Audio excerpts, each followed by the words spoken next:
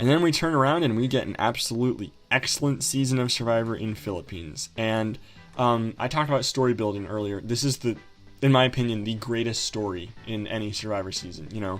The story of the winner, the story of the returning players, the story of, most of the people there. It's just so interesting to me because, normally you have just regular old people. But in this season of Survivor, everybody seems to have a story either inside or outside of the game. You have Jeff Kent as the Major League Baseball player. You have Penner, Russell, and Michael all as returning players. And then you have Lisa as, Lisa from The Facts of Life. And then within the game, you have Denise and Malcolm being the survivors of Matt's scene. And what's really interesting is that the Final Four is populated entirely of people who have had an interesting story in the game. And even the Final Five, no matter what you think of Abby Maria, I personally am not a huge fan, but she, at the very least, had an interesting, back and forth between, power positions role in the game. She went from the top to the bottom to safe with possibly an idol, and I think she didn't play that very well, the whole twist, but at least, at the very least, you had some interesting movement going on there. And then we get to Karamoan, and so I said I would talk about this a little bit later.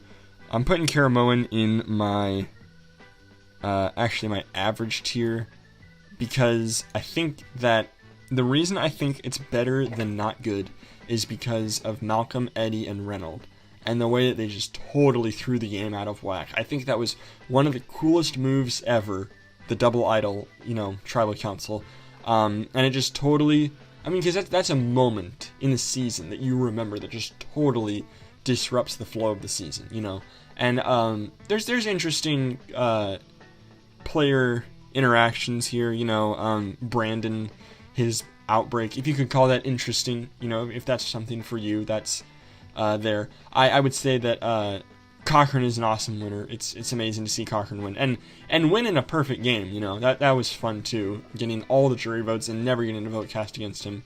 So it was a really fun story to watch Cochran grow and evolve. I would say what keeps it kind of down, in my opinion, is that Eddie and Reynold were really the only interesting fans. Everybody else seemed to kind of just be there for the ride, and even on the favorites tribe, I don't know why they had Francesca there, and that's a common critique, oh, why was Francesca, but they had Francesca there, which was kind of really, and then they had, Philip, he's it's fans versus favorites, it's not fans versus 10 random people who have played the game before, I feel like they should have been a little bit more, had better choices, or maybe waited a little bit to make fans versus favorites too. Waited a few seasons, because imagine if they had made it after Cagayan. They would have had a wealth of people to choose from there, and I just feel like when you kind of pigeonhole yourself between season 16 and 26, and you don't pick anybody from 18 or 19, you're already setting yourself up to have a maybe not excellent season. So overall, just not a great cast, but a pretty interesting season. And then we move on to season 27, and I know we have a lot of seasons left, but I'm gonna call it right now.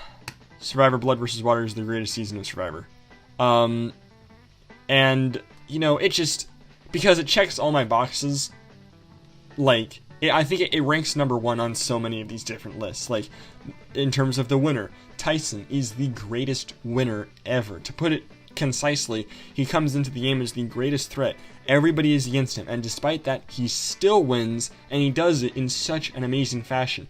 He is extremely self-aware, he is excellent at playing idols, and at winning immunity challenges, and he is just he's this absolute legend at the game, and nobody takes him out. They all try so hard, but nobody can take him out, because he has Monica and Jervis under this spell of, we need to get to the end. And it works out so great, because it's not like Monica and Jervis are zombies. They have good reason to go with Tyson, because they're all singles at that point. They don't have their loved one, whereas other people do. So it makes sense to go with the other people who don't have their loved one.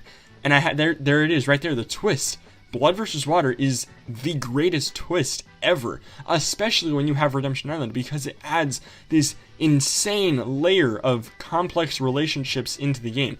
And when you do Blood vs. Water, actual Blood vs. Water, where it's relatives versus people who have played the game, not just relatives versus relatives, I don't think that's as interesting. Relatives versus people who play the game, it is insane, because you have your prior game expertise mixed with the fact that there's someone you love most in the world on the other tribe, and so you don't want to beat them, and there's just all these, and then you add on to that Redemption Island. There's just all these different factors to think about, and I think it worked into the gameplay out in an outstanding way. And then the people they chose, I don't think they could have chosen, a better cast. I think there were a couple of people who kind of didn't make sense, but I mean, Rupert's there. It's odd, Rupert, obviously a great pick. The winners, Aris and Tina, are good picks. Tina, you maybe could have picked a better winner, but I mean, who cares? It's Tina. It's fun to see Tina there after such a long break from Survivor. And speaking of long breaks, you have Jervis there from the first season. It's insane to see him there. Then you have people like Monica and Laura, who, some people would say aren't the strongest choices, but they end up bringing into the game, really interesting relationships, and the players that they bring along with them end up becoming Survivor legends in their own right. Sierra goes on to play 2 more times, and Brad goes on to play again and rank in the final 3, and then Candace Cody. I mean, it's amazing to see Candace there again, and especially the interaction she has with everybody else. They're just priceless. So, I mean, Blood vs. Water is just, in my opinion, it's the greatest season, and it's the greatest by quite a bit. But of course, you can't talk about great seasons of Survivor. Again, here we have like an excellent stretch of seasons. It's kind of like from Philippines to Cagayan is a really good stretch, minus Karamoan. But speaking of Cagayan, I'm going to put it in my top 5, and that's going to round out my top 5 for the video. But Cagayan, I mean, it's awesome. The Brains versus Bronze versus Beauty, that's a great twist, because they picked like really dynamic people. They picked Brains like Spencer and Tasha, who are also really great at the physical aspect of the game. You picked Braun like Tony, who is also really great at the social aspect of the game. And you picked people like LJ and Jeffra, who end up being really interesting players who are actually, despite being on the Beauty Tribe, are also quite great at the strategic aspect of the game. So it's like, when you have this Brain, Brawn, Beauty, not everybody is like pigeonholed into only being Brawn or only Brain or only Beauty. Everybody seems to be, rather dynamic, and those who aren't dynamic get voted out early, which is nice. You have really interesting people later on. So that's why I love that season. Now, just a second ago, I talked about how I didn't love Blood vs. Water in San Juan del Sur, and that's why I'm putting it in the not good tier. It didn't work for me as well as it did in the first season that they did it. It just, there was no, because it's not Blood versus Water, it's Blood versus Blood. The point of Blood and Water is that Water is people who played the game before, and Blood is their relative. All you have are relatives. I feel like the pairs didn't really evoke as much, of an interesting element in the game. And also the fact that they replaced Redemption Island with Exile Island, that just totally throws the whole thing out of whack, because there's no real sacrifice at that point. There's Exile Island, but you're not sacrificing your game. So there's less on the line, so of course people are going to sacrifice, It's not like this almighty, like, oh my gosh, is that someone actually going to do it? It's more of just like well, yeah, I mean, you are kind of expected to do it if you're, if you really care about your loved one. So, I don't know, that wasn't interesting, and then the players themselves just are not that interesting, and the winner, Natalie, I mean, of the final 3, I guess I would have picked Natalie, although I was rooting for Jacqueline, but, it's like no one that really, I mean, and it's hard because it's like, it's kind of like Pearl Island. It's like, okay, who would I really have picked out of that final 5, but in San Juan del Sur, it's like, who would I really have picked out of that 18, honestly? Like, I really don't know, I'm gonna say Worlds Apart is average. I think White Collar, Blue Collar, No Collar is just kind of a different way to brand Brain, Brawn, Beauty. I mean, White Collar is Brain, and Blue Collar is, Brawn, and I mean, No Collar isn't necessarily equal to Beauty, but there's, I mean, Joe, Haley, and Jen, yeah, they could be on Beauty or No Collar in any different season. It's not really any different, it's just, so I feel like the idea isn't totally original, but it's actually really interesting how it worked out, and I feel like the cast really embraced the idea, which was, that's always kind of nice if you have a twist in a season that maybe doesn't make a ton of sense, but if the cast embraces it, then it kind of makes it, a little bit better. Naming the merge tribe Murica was, really fitting in my opinion. I feel like the pre-merge was an average pre-merge, and I feel like the post-merge was a little bit average as well. I guess what really maybe puts it almost above average is Mike winning in such a expert fashion, winning 5 immunities in a row, totally dominating the game. That was fun to see, especially, I mean, because I watched it when I was like 13, so as a kid, it's so fun to see that happen. I guess rewatching it, I rewatched it like a year ago. Maybe it was a bit lacking in strategy, but, it's alright. We have Survivor Cambodia, which is an amazing season of Survivor.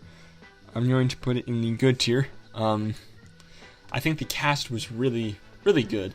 There were some people, though, who I was like, really? These people made it in? Especially considering who they had on the ballot. Like, I have a hard time believing that, like, people like Shane didn't make it, or people like T-Bird, or Natalie Tenorella, I'm like, really? Those people didn't make it, but someone like, Abby Maria makes it, or someone like, Vetus, and I'm not knocking on those people, I'm just saying, I personally didn't think that they were as interesting to watch as some of the other people, and I think that's the big thing that the cast suffers from, is it's very heavily, new school, dominated, and I think what also sucks is that there's old school players who try to play new school and it doesn't work out, There's people like Savage and Varner and Terry Dietz who try to play new school, but Varner gets voted out, Savage gets voted out of the merge, and Dietz gets pulled from the game, which I know isn't, in anyone's control really, but I guess in the storytelling element of it, it sort of disrupts it for me. But other than that, I think that the people who made it to the merge are really interesting people, for the most part, I guess the whole Witches Coven thing was, I disliked that because they're just so adamant that, oh, nobody's playing the game. It's like, well, did you ever take into account that, like, they don't want to play with you, They've seen, Philippines, or Blood vs. Water, or Cagayan, and they've seen that it's not fun to play with Abby Maria, or Sierra, or Cass, So it's like, I feel like they should, I'm not saying, like, oh, be respectful of people's opinions, but it's like, you have to understand, like, why they're doing it. They're not doing it just so they have an easy game. They're doing it because it's like, it makes sense at this point to get rid of you three, and then we'll start, getting rid of each other. But, Jeremy winning, he's an awesome winner, and he's actually almost a perfect winner, because every vote that was cast against him was negated with an idol, and he won all the jury votes. So Jeremy's almost a perfect winner. Watching it, like, the people I was rooting for the most were, Andrew Savage and Spencer. So to see Spencer not win was a little bit disappointing, but rewatching it, I'm like, yeah, Jeremy really deserved it a little bit more than Spencer, I think. Although, I'll be honest, if I was on the jury, I would have voted for Spencer, because I feel like Spencer, time and time again, proves that he can evolve his gameplay. And I think he's one of the most interesting players in Survivor, just because he proves every time that he has something new to offer. You put him on the Brain Tribe, and he seems like the consummate brainy kid, but then he ends up performing better than any Brawn member in the challenges. He wins 3 immunities in his first season, and then he comes back as the Brain kid who was also good at challenges, and he proves that he has great social skills and, great maneuvering throughout the game. So in that respect, I wish Spencer had won, but nonetheless, Jeremy is an awesome winner. And then we go to Koron, and I'm also going to call it here, Koron's the worst season of Survivor. Brains, Brawn, Beauty, it's an excellent twist. It worked horribly in this season, because whereas in Cagayan, you had brains like Spencer and Tasha, who are also good at other things.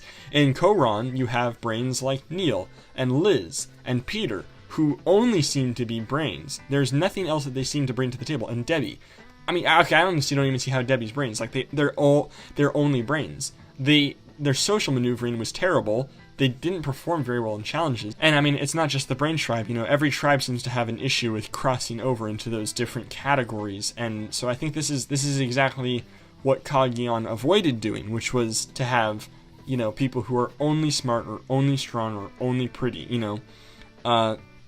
And I'll be honest, the Beauty Tribe is probably the most well-rounded tribe of all of them, and even they have their own issues, with like Nick and Caleb not being super well-rounded. I didn't feel like Ty was that interesting to watch. I feel like Ty was interesting because he got advantages, but he squandered his advantages. Like, he totally did not play them well at all. It's one thing to find an idol, but you have to play it right, and he never plays any of his advantages right, and he didn't really even play the game correctly. in my opinion, it was a bad move to vote out Scott, because it's like, you could have gone with Scott and Jason to the end and you would have won. But instead he wants to do, this noble thing. And if it's about nobility, then fine. But if it's about taking out what you perceive as a threat, well, he's not a threat. That's the thing. He's not a threat to you. He's not a threat to win the game. And I just feel like Ty, maybe he didn't understand that or something. Michelle's a pretty good winner. The more I watch it, the more I'm like, yeah, Michelle deserved to win. Watching it the first time, I was like, okay, I don't care, because I didn't like anybody on the season. And watching it the second time, I'm like, yeah, I like Michelle. It's fun to see Michelle win. But other than that, there's just nothing. It's just so... And there's a huge damper because of the 3 medevacs, and I know I can't realistically count that against the season because they can't control it, but I guess, you really can't, disassociate that from the season. That happened, and that totally brought the mood down. Next up is Millennials versus Gen X, which I'm going to put in the not good tier. And it's gonna be, this is the first tier that I'm filling up, I guess, except for top 5, but it's far on the right of not good. Adam is an awesome winner. I love Adam to death, and I loved him even more in Winners at War. But apart from Adam, what does this season have? It has Zeke versus David, which is an interesting conflict, but I just feel like it really struggles to pick up steam.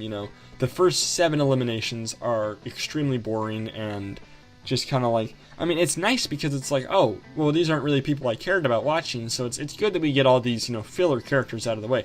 But it's why are there that many people?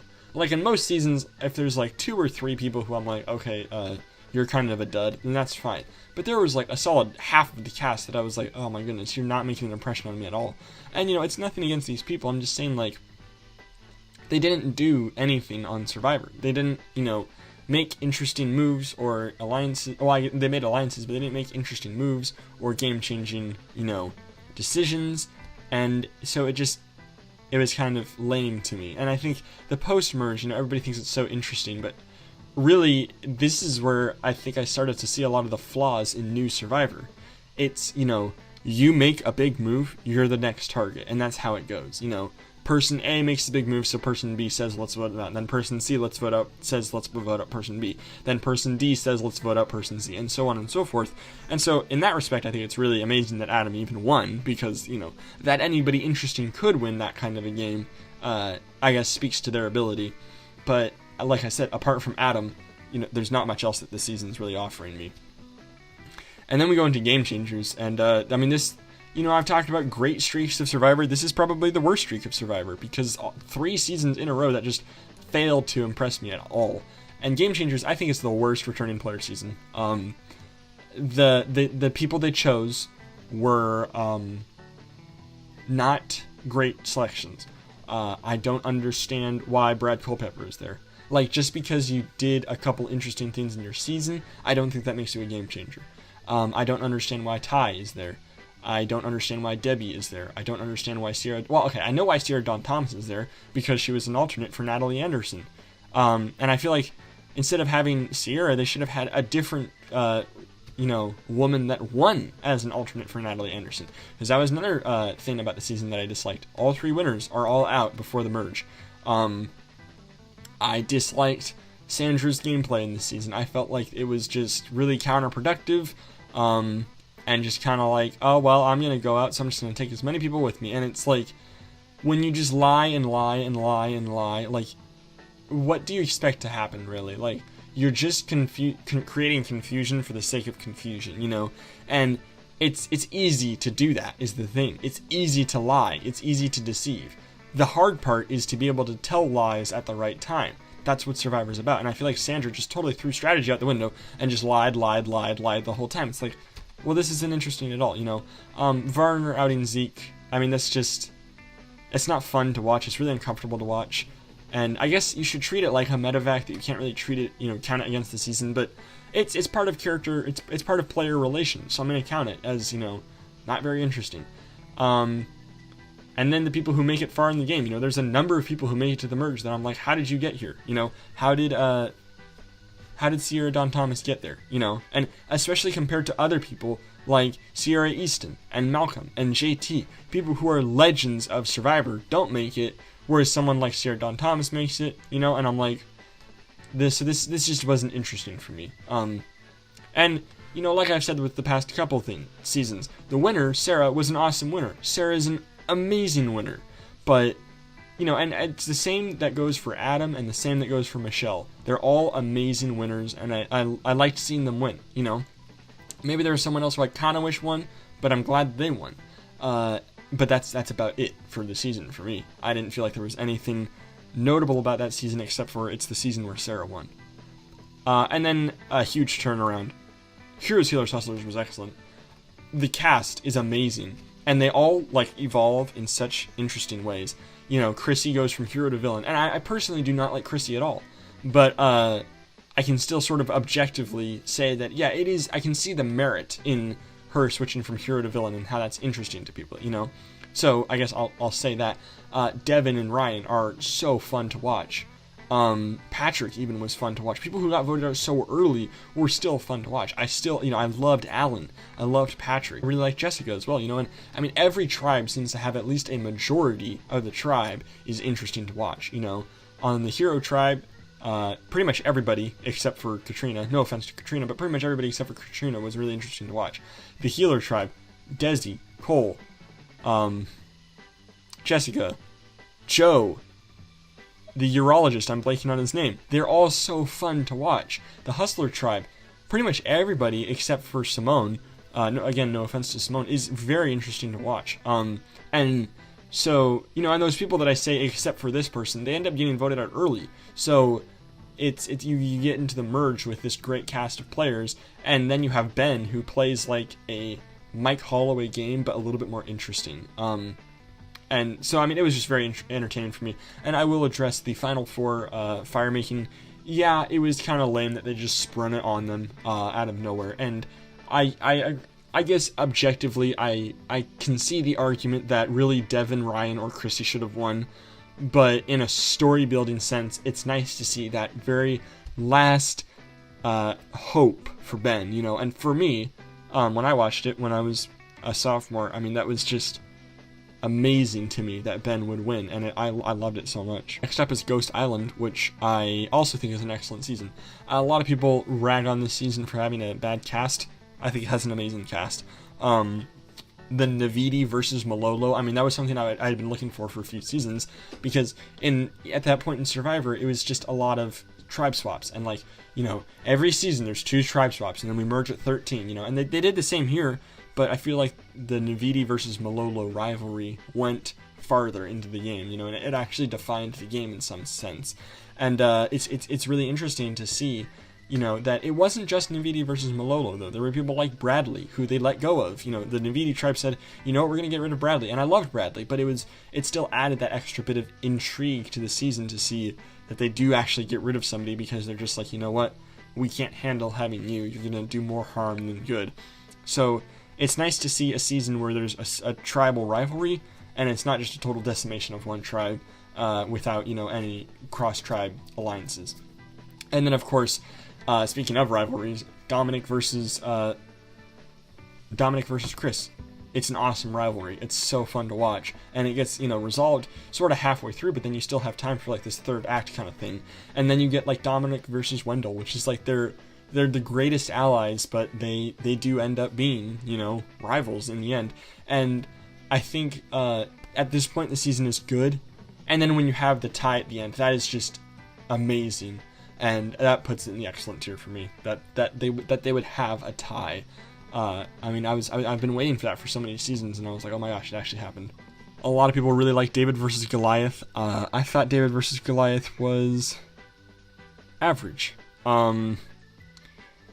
It was hard for me to kind of, follow the different alliances, just because they seem to change so often, and because of the tribe swaps. This is where it kind of disrupted the thing for me, the season for me.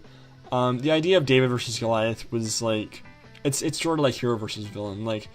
Those are roles that I don't think it makes much sense to divide people in a season of Survivor based on how they play, And I know it's like David versus Goliath, how you play, what you are in real life, but I feel like it's just too closely intertwined with how you play the game. And so then when you pigeonhole people into you are a David and you are a Goliath, I don't feel like it really makes it that interesting. I will say, though, the Davids played like Davids and the Goliaths played like Goliaths. It was very interesting. I thought the final three was really weak, except for Nick, obviously.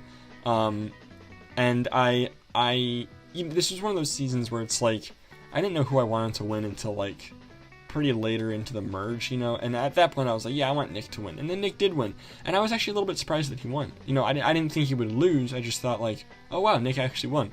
So, in that respect, you know, it was a very entertaining season. But I guess just because of the majority of it being kind of not super great, you know, I was like, didn't have a lot of high hopes, I guess. Edge of Extinction, I think Edge of Extinction was good. I really do. The twist, not so much. Although the people that the twist saved, I loved, you know, and it's hard. I mean, I think there's a little bit of bias to say, like, oh, well, the twist worked because it saved Devins and Chris. Like, okay, I should be realistic. If it saved people that I didn't like, would I have liked the twist? Probably not. But, speaking of people that I didn't like, there really weren't that many in this season. You know, there's a lot of really interesting people. And I think Edge of Extinction was nice in this season because there were some interesting people who got voted out early, like Reem. And so it was nice to still see them, you know, as part of the game. And, I mean, obviously, Chris and Devins, I feel like they got voted out, like, super prematurely, so it was nice that they had an opportunity to come back, and they did. And, you know, as the season goes on, it's just a nice, pretty much average season of Survivor, but then, you know, Chris winning, and in the way that he won, because the difference between Chris coming back and Natalie coming back is that Chris really, I really felt like Chris earned his way back, whereas Natalie and the fire tokens, which I'll talk about once I get there, I didn't really feel like that was, you know, as well earned. And then Chris really took it a step further to win the final immunity and give it up to make fire against Devins. You know, I feel like he really was ensuring his victory rather than just kind of, you know, coasting. Then the next one we have is Island of the Idols. And, I mean, there's just not a whole lot to say there. Dan ruined the season, what was even left of it. I mean, just not a whole lot of interesting people. Tommy winning was like, alright, great. But, yeah. And then we have, Winners at War. And it's close to a not good, but it's average. And I mean, the cast, there's nothing wrong with the cast. It's how it went down that bugs me. I disliked that all the old school people got voted out before the merge. I disliked that Edge of Extinction even existed. I disliked the fire tokens, and that's especially what I disliked.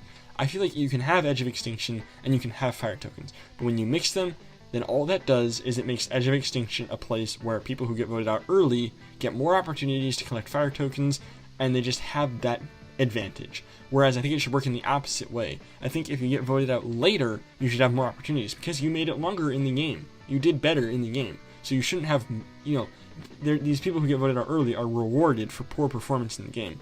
So I didn't like that.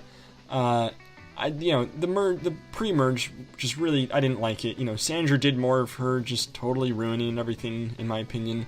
I loved that Denise, you know, that super Queen Slayer move, whatever it was, that was fun.